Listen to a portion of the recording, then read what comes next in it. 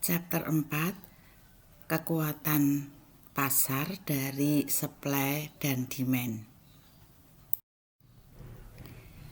Chapter 4 yang dibahas di sana adalah market and competition, demand, supply dan demand together yang ada di sebelah kiri PPT ini. Jadi kemudian yang kita bahas pertama kali itu adalah market and competition.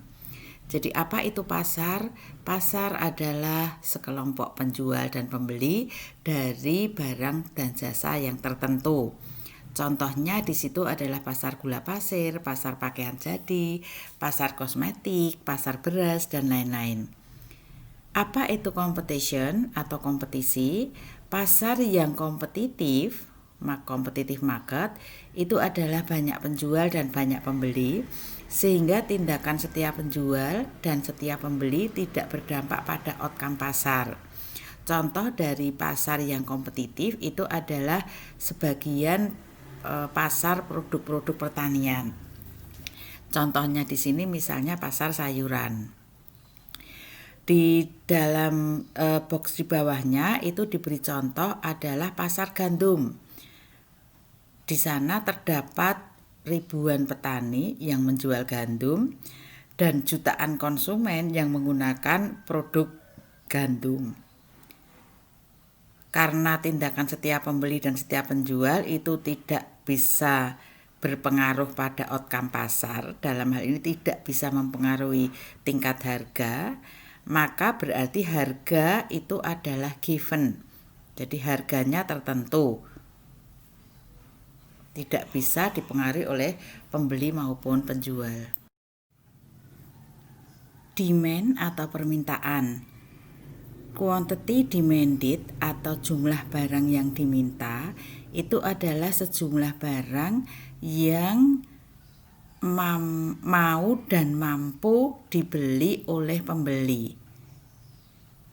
Law of demand itu adalah klaim yang menyatakan bahwa ceteris paribus atau di situ ditulis other things equal, kuantitas jumlah barang yang diminta akan suatu barang berkurang manakala harganya meningkat.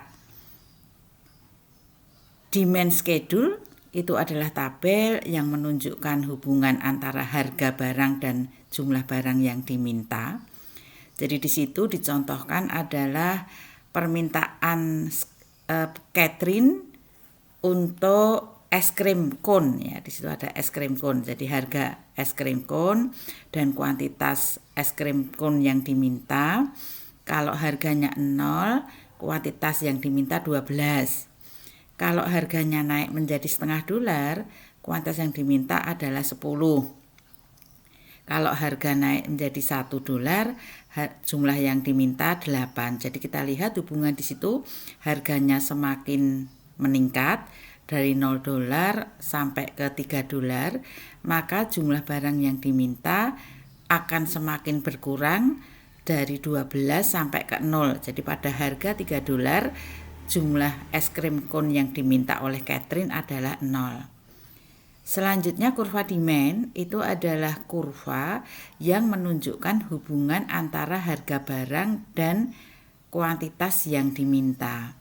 Digambarkan di gambar 1, jadi sumbu tegaknya adalah kuantitas dari barang itu, dalam hal ini es krim cone. Sumbu tegaknya adalah harga es krim cone atau harga dari barang itu. Digambarkan, jadi kalau harganya 0, maka kuantitasnya 12. Kemudian kalau harganya $0,5, jadi di P 0,5, maka Q-nya adalah 10. Dan seterusnya, titik-titik dari hubungan antara harga dan jumlah barang yang diminta itu dihubungkan, itulah kurva demand. Nampak di situ misalnya kalau harganya turun dari $2 menjadi $1,5, maka kuantitas yang diminta akan naik dari 4 ke 6. Jadi hubungan itu adalah negatif. Kalau digambarkan kurva demand di garis biru itu adalah downward sloping. Jadi dari kiri atas turun ke kanan bawah. Permintaan pasar versus permintaan individual. Permintaan pasar itu adalah penjumlahan permintaan individu. Jadi kalau digambarkan dalam tabel, itu adalah kolom permintaan es krim cone, kolom jumlah barang yang diminta oleh Catherine, dan kolom jumlah barang yang diminta oleh Nicholas. Kolom terakhir itu adalah jumlah barang yang diminta di pasar. Jadi sebagai contoh, misalnya pada harga 2, Catherine meminta jumlah 4, Nicholas meminta jumlah 3. Jadi di pasar tinggal menjumlahkan menjadi 7. Kalau dalam kurva berarti juga dijumlahkan. Digambarkan gambar yang pertama kurva permintaan Catherine, kurva permintaan Nicholas, kemudian yang terakhir kurva permintaan pasar. Di situ kita lihat pada harga 2 Catherine meminta 4, pada harga 2 Nicholas meminta 3, sehingga di pasar pada harga 2 ada 7 es krim cone yang diminta. Pergeseran kurva permintaan.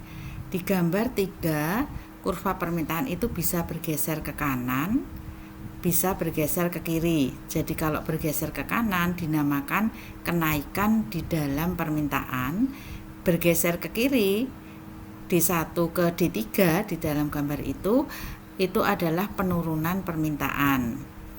Pergeseran kurva demand itu disebabkan oleh pendapatan, harga barang lain yang berhubungan, selera, ekspektasi, jumlah pembeli. Jadi pada intinya pergeseran kurva demand itu perubahan pada ceteris paribus, dinamakan kenaikan atau penurunan permintaan.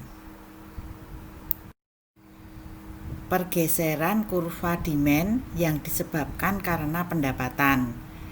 Dari perubahan pendapatan, maka akan ada 2 macam jenis barang.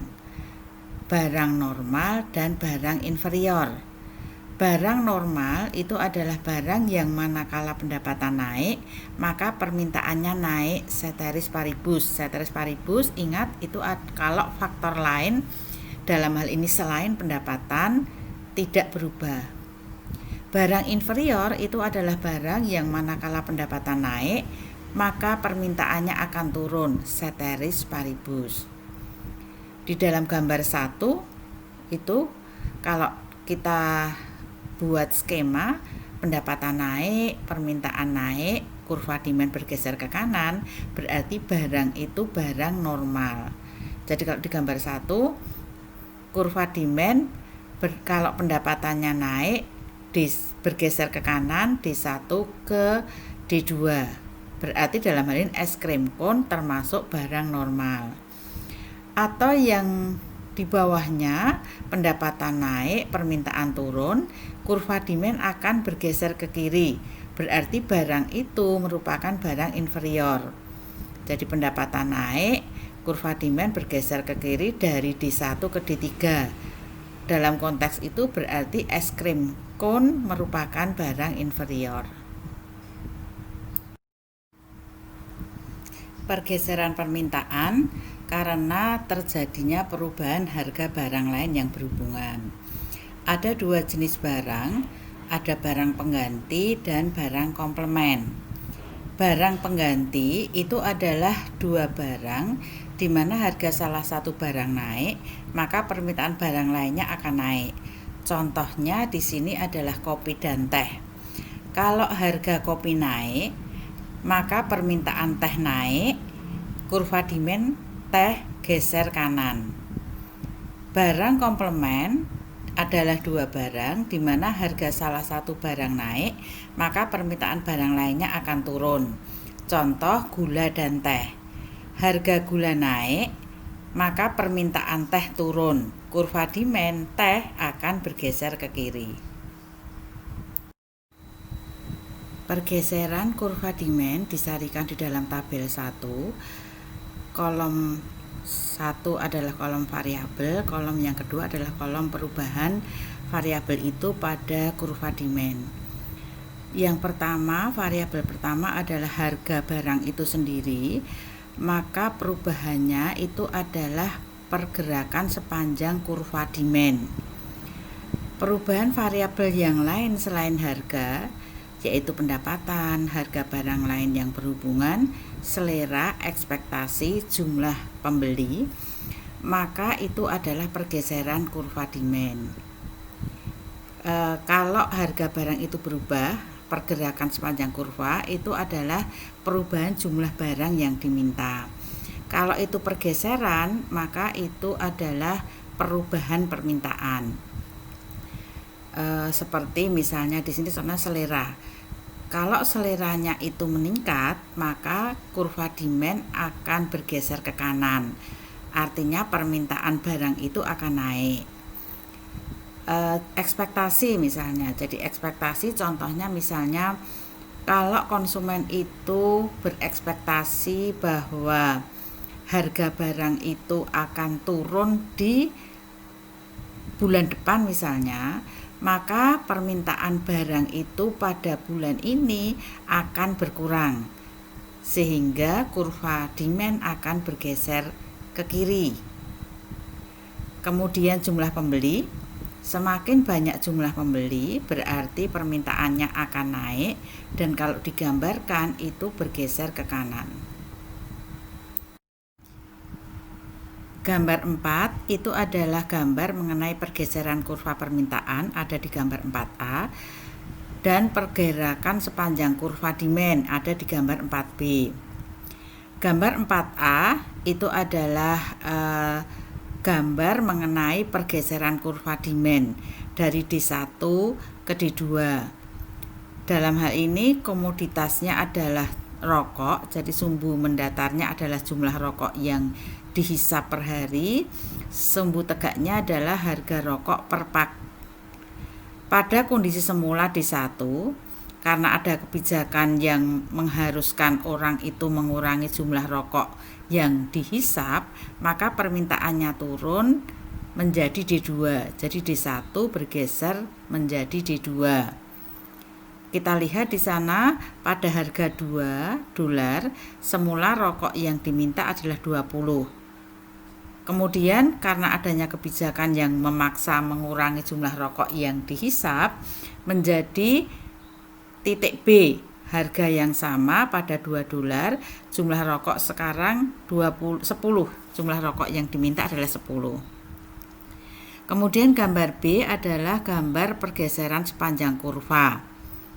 Jadi semula adalah titik A, ya, kurva D1 di titik A itu harga rokoknya adalah $2 dan jumlah rokok yang diminta adalah 20.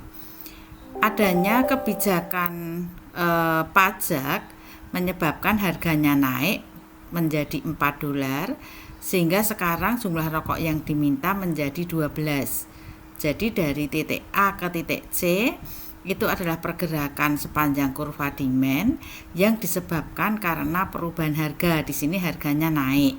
Mengapa harga naik? Karena ada tax yang dikenakan pada rokok.